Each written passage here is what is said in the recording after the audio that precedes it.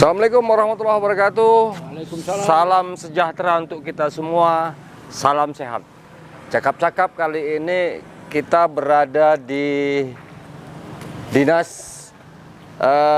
Kependudukan dan Catatan Sipil Kabupaten Langkat.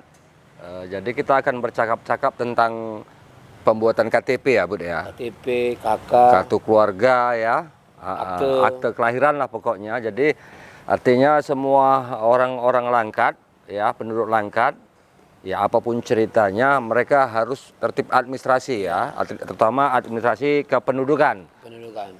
Jadi nanti kita untuk sah dia jadi penduduk. sah ya. Nanti di sini kita akan bercakap-cakap dengan kepala dinas ya, dan juga petugas ya, kabit-kabitnya ya, bercakap-cakap tentang bagaimana cara pembuatan KTP ya, akte kelahiran, kartu keluarga dan sebagainya ya, tentang proses kependudukan lah ya kan. Nah, jadi untuk lebih jelasnya kita ke dalam dan kita jumpai Kepala Dinas Kependudukan dan Catatan Sipil Kabupaten Langkat, Bapak Faisal Matondang. Rijal Matondang. Oke, yuk.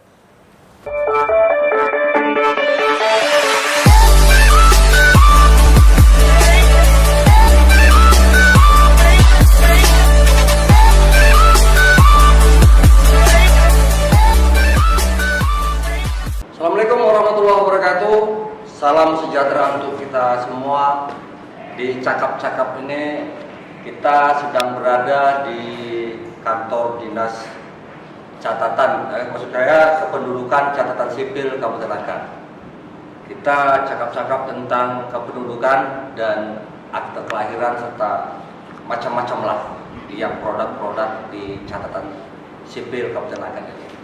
Nah, tadi sudah kita lihat kantor dan aktivitas masyarakat melaksanakan daftar KTP ataupun kartu keluarga. Untuk lebih jelasnya kepada masyarakat yang ingin bertanya apakah ini catatan sipil, maksud saya apakah itu akta kelahiran maupun kartu keluarga, kita cakap-cakap dengan Bapak Kepala Dinas Kependudukan Catatan Sipil Kabupaten Langkat, Bapak Faisal Rijal Matondang beserta kepala bidannya. Langsung kita cakap-cakap. Assalamualaikum Pak Kepala Dinas. Waalaikumsalam warahmatullahi wabarakatuh. Iya, ya.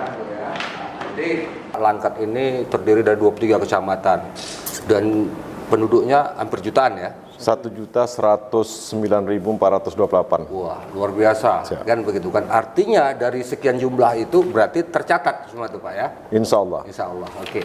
Jadi gini Pak, wah, kita berkembang masyarakat sekarang ini kan bingung itu, terutama yang berada di pedalaman lah, di desa-desa gitu kan, karena mereka ya secara otomatis begitu lahir terdaftarlah itu, karena berkat bidan desa itu yang mendaftarkannya. Nah, bagi orang ini terutama yang baru berumah tangga, memiliki anak baru, kan bingung deh nih Pak. Kan bagaimana sih aku caranya untuk mendaftarkan anakku yang baru lahir ini? Silakan Pak dijelaskan. Izin Bang, Dinas Kependudukan Sipil ini kan ada beberapa dokumen yang kita terbitkan. Ya, tadi macam Abang bilang tadi, salah satunya sebenarnya bukan tunggu lahirnya. Ya. Baru dia masukkan anaknya.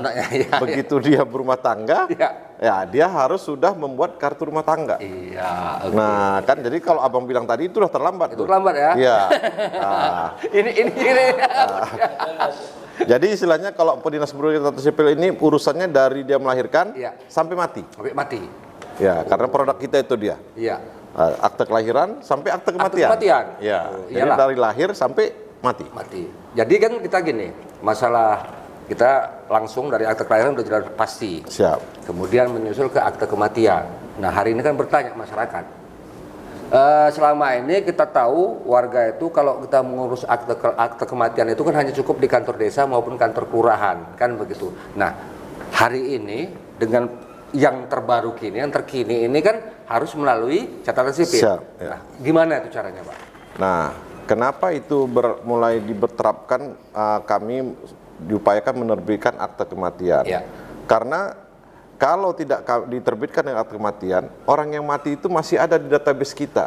Inilah hari ini makanya kenapa masyarakat itu diharapkan begitu keluarga ada salah satu keluarga meninggal untuk menguruskan akte kematian sehingga jumlah penduduk itu memang balance dia. Balance ya. Nah, selama ini kan kadang-kadang banyak ini, termasuk waktu kemarin kita dalam rangka pileg. Kenapa ya, masih udah ada orang mati kok masih ada daftar namanya?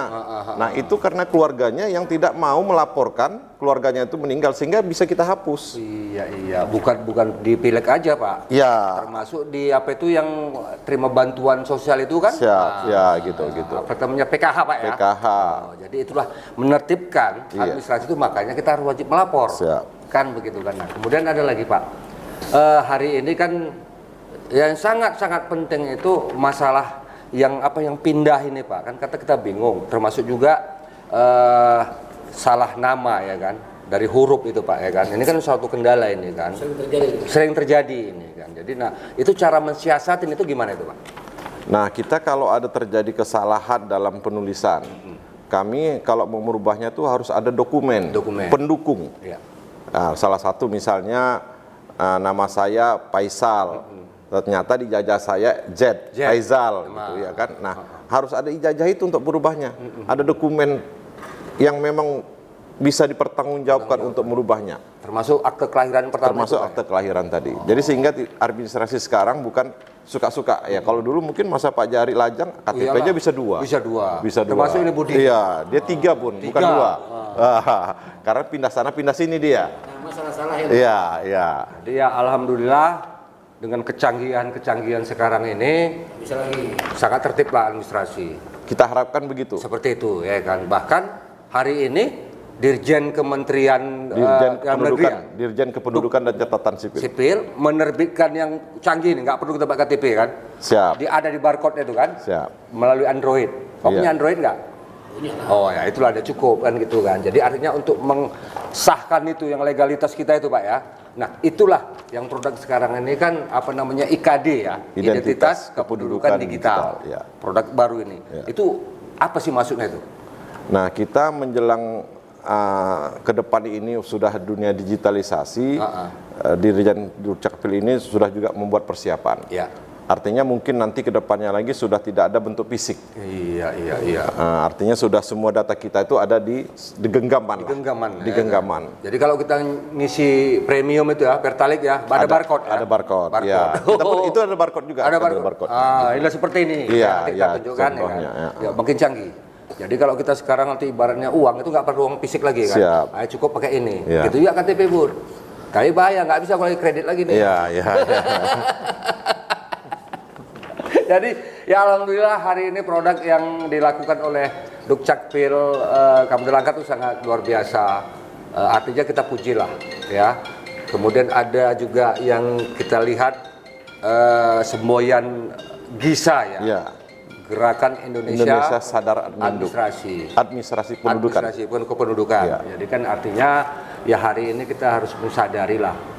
Jadi identitas kita ini harus benar-benar teratur.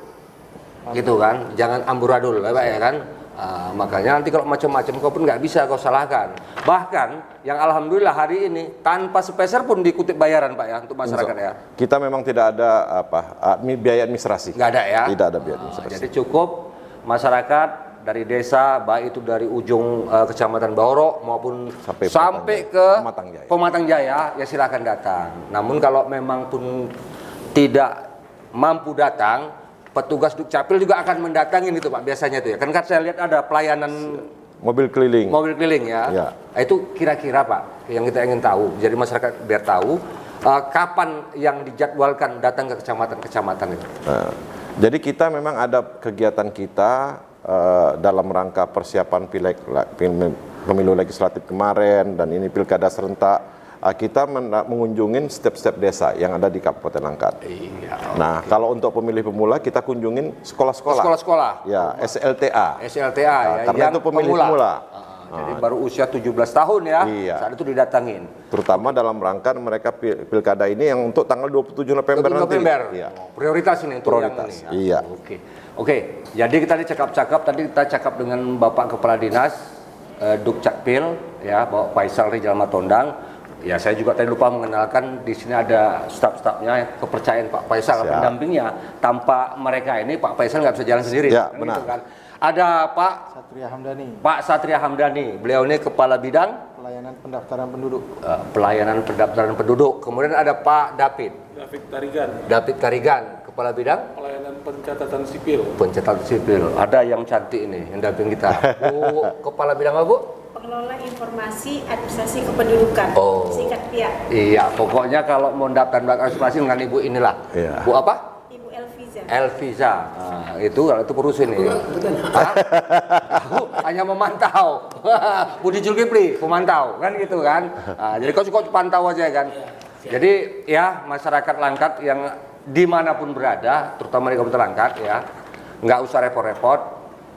Kalau kita misalnya dari Bahoro atau dari Pematang Jaya yang jauh harus menyeberangin provinsi Aceh, Pak ya.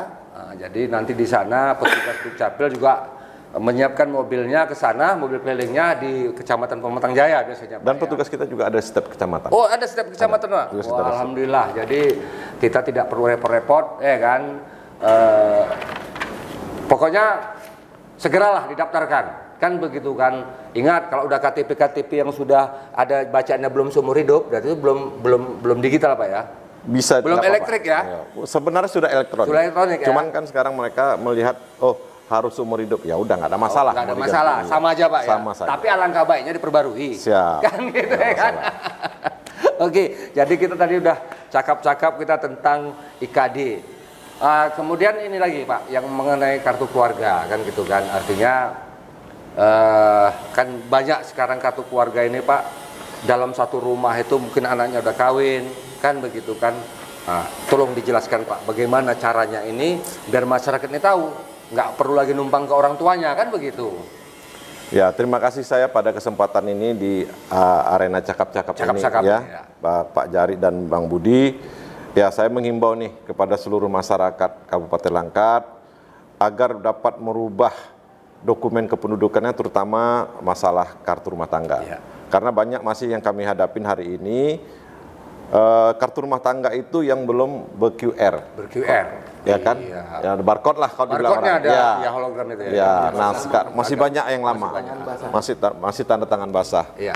Karena bukan apa-apa, kita juga jangan dianggap kartu keluarga itu adalah barang sakral. Iya. Sebenarnya harus terjadi perubahan setiap saat. Iya.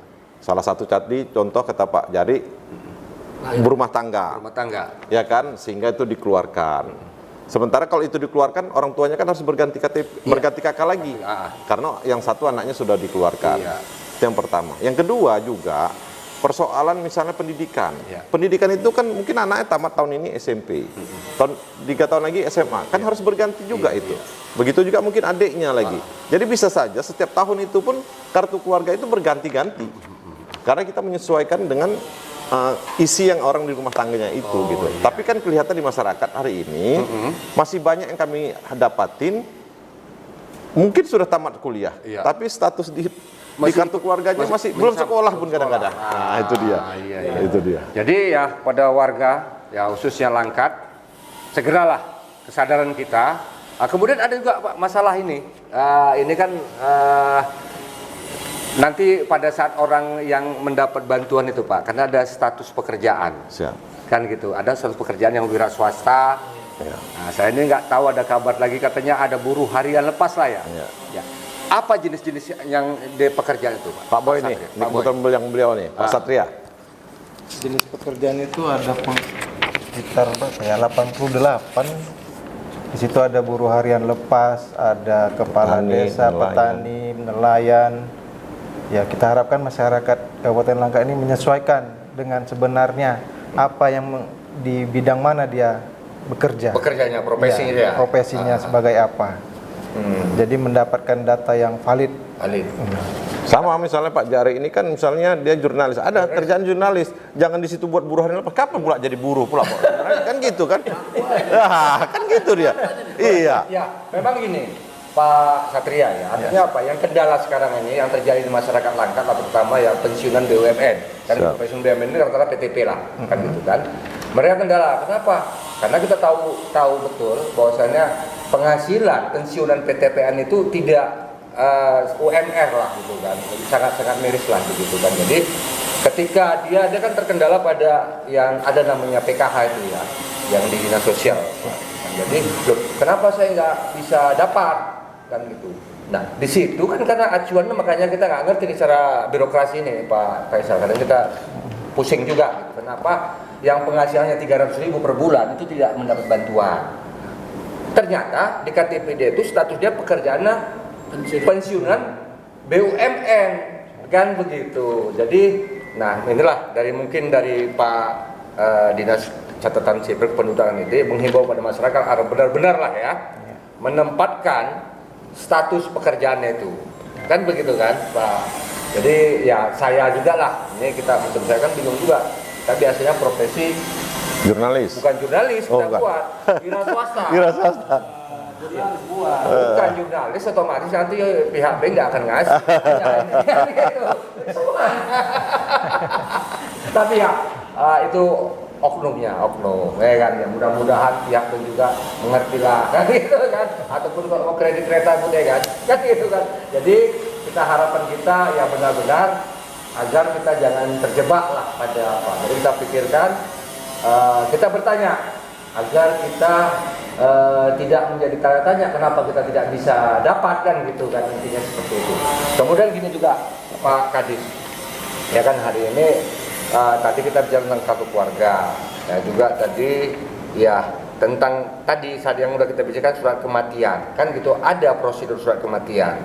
Jadi saya pernah dengar Pak Kadis, karena ketika pembagian cerita warisan, karena warisan ini perlu juga diterangkan pada masyarakat kan begitu kan. Loh, kok ini mesti birokrasinya kok terlalu ribet kan begitu kan. Tak, tolong dijelaskan Pak tentang prosedur kematian ini. Terima kasih ya. Karena kan kalau akte kematian itu kan yang perlu itu sama juga, bukan soal akte kematian sebenarnya. Semua produk itu kan kami harapkan orangnya langsung. Ya. Nah, jadi kalau akte kematian ini pun bukan karena harus orang langsung, kan orang yang langsung itu kan adalah ahli waris. Ahli waris. Nah, jadi kalau nanti misalnya orang di luar daripada pemiliknya, nanti entah apa pula digunakannya, manfaatkan itu. Jadi makanya kami berharap kalau akte kematian itu memang harus ada ahli warisnya yang mengurus. Nah, karena kita nanti sanksi kita sebenarnya tidak berurusan sama kami. Mau mereka bertengkar urusan warisan itu urusan mereka kan. Yang penting kami mengeluarkan produk kami. Sama tadi Wak Jari bilang tadi. Perkara pekerjaan tak dapat bantuan, bukan urusan kami itu. Tapi terkadang masyarakat tuh datang berduyun-duyun, tolonglah dibantu kami supaya dapat bantuan. Ya mana urusan kita nih? Sama nih tadi. Kalau ada kata warisan, bukan kita dapat juga bagian warisan itu kan gitu. Tapi kita berharap adalah surat akte kematian itu diurus sama ahli waris. Karena ada satu nanti kita tanya, ini anak yang meninggal nih orang tuanya nih yang anak keberapa? Mungkin kan kalau orang lain kan mungkin nggak bisa menjelaskannya. Satu gini Pak, yang saya dengar cerita kan gitu kan, artinya ketika menentukan kan pengadilan, sampai ke pengadilan katanya itu kabarnya, sampai ke pengadilan kita. Artinya Dukcapil sendiri merujuk dari pengadilan bahwasanya benar dia bukan ahli waris, ada sah legalitasnya dari pengadilan. Itu gimana tuh Pak? Nah, kita ini kan ada memiliki database namanya ya. Jadi kebetulan kan kalau orang tuanya itu meninggal mungkin sudah 30 tahun yang lalu atau 20 tahun yang lalu. Tapi mereka ada berkaitan juga dengan akte kematian hari ini yang dibutuhkan oleh mereka. Nah, di kita tidak ada database. Apakah benar ini orang tuanya ini memang orang langkat atau tidak? Kita kan nggak berani ngambil kesimpulan. Nah, kita arahkanlah mereka karena tidak ada. Kalau ada NIK-nya, ada bertempat tinggal di sini, berarti kita bisa yang mengeluarkannya. Tapi karena sudah tidak ada NIK-nya, nomor induk kependudukannya karena meninggalnya sudah 30 tahun yang lalu. Sementara NIK ini kan baru terjadi sekitar 14 tahun yang ini. Nah, tidak ada itu NIK-nya, kita nggak berani nih. Karena di situ dicantumkan nomor NIK-nya. Di akte kematian itu. Nah, karena itu tidak ada, kami tidak berani mengambil kesimpulan, kami arahkan ke pengadilan. Nanti di situ putusan pengadilan itu memerintahkan kepada Dinas Kependudukan agar menerbitkan akte kematian. Nah, dasar itulah yang kami pakai untuk bisa menerbitkan akte kematian bagi saudara-saudara kita yang sudah NIK-nya tidak ada di database kami. Jadi itu jelas penjelasan dari Pak Kepala Dinas. Jadi jangan seujon pada Dinas Dukcapil, ya kan? Ketika orang tuanya udah meninggal 30 tahun yang lalu, wah payah kali mengeluarkannya Bud. Nah, itu sering terjadi kan gitu kan. Sulit. Dipersulit katanya, padahal tidak kan. Jadi dengan konten cakap-cakap inilah kita jelaskan pada masyarakat kan gitu kan. Oke, silakan. Itu lagi nih Pak, masalah KIA nih Pak. KIA itu kartu Identitas anak. Itu penjelasannya gimana? Nah, jadi kan kita nih kartu identitas anak ini kan kita mengetahui bahwasannya begitu anak lahir itu kan dia dapat nomor induk kependudukan.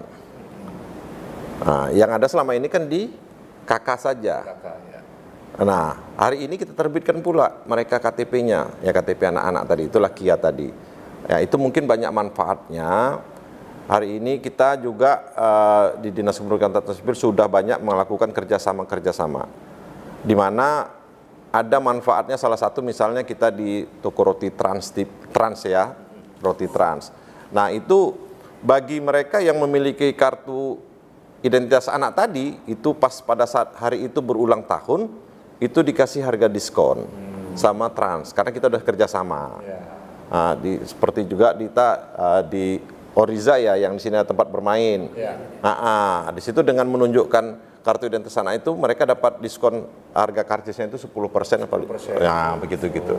Jadi kita menghimbau, mengajak masyarakat untuk mengurus KIA itu bukan tidak ada feedbacknya, tapi ada feedbacknya. Itu kita jalin kerjasama dengan Memancing. Iya.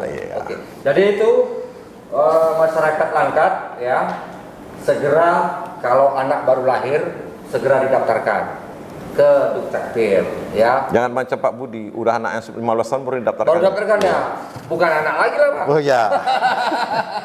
Jadi itulah Itu namanya anggap remeh. Jadi jangan kita anggap remeh. Kita urus kartu Indonesia Anak. Kartu identitas anak. Kartu identitas anak. Jadi ya manfaatnya banyak lah. Artinya banyak juga untuk ke depan nanti bagaimana. Tapi yang jelasnya ada yang kerjasama dari Dukcapil di produk-produk makanan ataupun yang ada di Langkat, mungkin di Kota Medan, tunjukkan bisa dapat diskon. Kan lumayan kan gitu kan. Jangan tahu yang buat anak aja Budi ya. Iya. Daftarkan kan gitu kan. Jadi kita harus sadar ya, sebagai warga Indonesia, khususnya orang Langkat ini, kita harus sadar lah bagaimana sangat pentingnya administrasi kependudukan ini, kan gitu. Karena apa?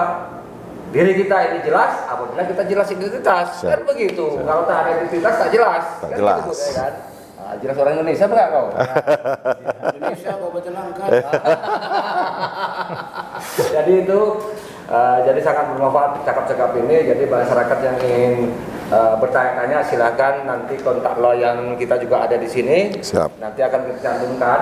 Tapi yang untuk lebih jelas yang penasaran datangin ke kantor Dukcapil di Jalan Tengku Amir Hamzah, Sahabat ya, di areal perkantoran pemerintah Kabupaten Langkat. Gampang kok. Tidak dipungut biaya, bahkan dikasih senyum. Sama? Ya sama petugas lah. Ya kan bukan? Pokoknya Lambat. ini pegawai Dukcapil nggak ada yang cemberut. Wajib senyum. Kalau nggak Pak Faisal. Jadi itu saja itu. Jadi kita jelas bahwasanya hari ini dari sekarang ini kita coba untuk sadar lah. Kan begitu. Ataupun kalau yang dari kecamatan yang jauh silakan datang ke kecamatan yang sudah ada petugasnya ditunjuk yang bertugas di sana. Lengkapilah jati diri Anda. Kan gitu. Siap. Kan Pak ya? Ya.